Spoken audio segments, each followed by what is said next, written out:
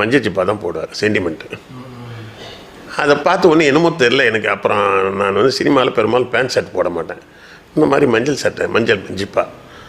இதை நிறைய பேர் கேட்பாங்கன்னா, நீங்கள் எம்ஜிஆர் ஜிப்பா ஐயோ இது ஜிப்பா எம்ஜிஆர்தே ஆகிட்டானுங்க. இந்த ஜிப்பாவுக்கு பேர் எம்ஜிஆர் ஜிப்பா.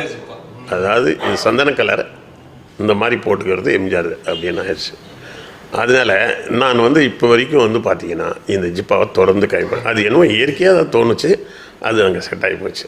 ஆனால் பார்க்கும்போது எனக்கு பார்க்கும்போது ஜிப்பாவில் பார்க்கும்போது எனக்கு எம்ஜிஆர் ஞாபகம் தான் வந்தது. எனக்கு இந்த ஜிப்பா நம்ம பார்த்த மாதிரியே இருக்கு. இந்த ஜிப்பா போடும்போது எனக்கு இது ஒன்றும் இல்லை, சைதை துர்சாமி இருக்கா இல்லையா, அவர் ஒரு ஐஏஎஸ், அவர் மேயராக இருந்தவர்.